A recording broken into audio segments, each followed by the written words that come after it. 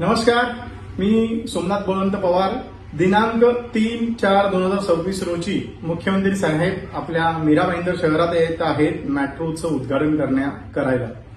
परंतु याच दिवशी आम्ही माननीय मुख्यमंत्री यांना काळे झेंडे दाखवून निषेध करणार आहोत. यालाही कारण तसंच आहे. आपले स्थानिक सत्ताधारी भाजपाचे नेते हे कुठेतरी हुकुमशाही जनतेवरती करत आहेत असं निदर्शनात आपल्याला येत आहे.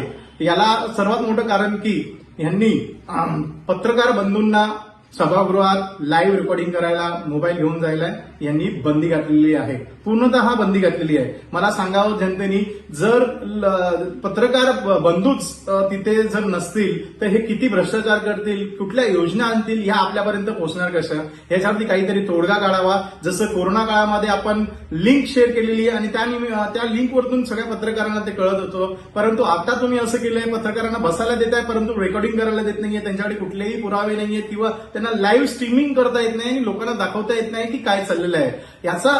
याच्यावरती मुख्यमंत्री साहेबांचं लक्ष वेधावं. या कारणास्तव आपण 3 तारखेला त्यांना काळे झेंडे दाखवून निषेध करणार आहोत. याचसोबत आमच्या मीरा भाईंदरचं नाव संपूर्ण महाराष्ट्रात नव्हे, देशात नव्हे तर जगभरात बदनाम झालेलं आहे. याला कारण आमच्या मीरा भाईंदरमध्ये बनलेला 8वा अजुबा बोटॅनिकल ब्रिज. हा जो ब्रिज बांधला त्याला कोणी पास केलं याची कारवाई झाली पाहिजे. इंजिनियरवरती कारवाई झाली पाहिजे, जेणेकरून आम्हाला मीरा भाईंदर वासियांना न्याय मिळेल. मीरा भाईंदरचं नाव हे पूर्ण जगामध्ये बदनाम झालेलं आहे. ह्याच्यावरती कुठेतरी आळा बसला पाहिजे. सोबत यांनी सत्ताधारी भाजपाने पहिल्याच अधिवेशनामध्ये प्रॉपर्टी टॅक्स 1.25 वाढवलेला आहे. म्हणजे ही हुकुमशाही नाही तर काय आहे? हा हुकुमशाहीकडे वाटचाल चालली आहे नाही तर काय चाललेली आहे? आणि साथ जेव्हा मी 2018ला प्रभाग समिती सदस्य होतो तेव्हा मेट्रो स्टेशनचं नाव पांढरंगवाडी ठेवण्यावरून आमच्यात वाद झाला होता. तेव्हा आम्ही असं सांगितलं की बाबा, जर मुंबईमधून आपण जेव्हा मीरा भाईंदरमध्ये एंट्री करतो तर पहिलं गाव जे आहे ते पेंकरपाडा.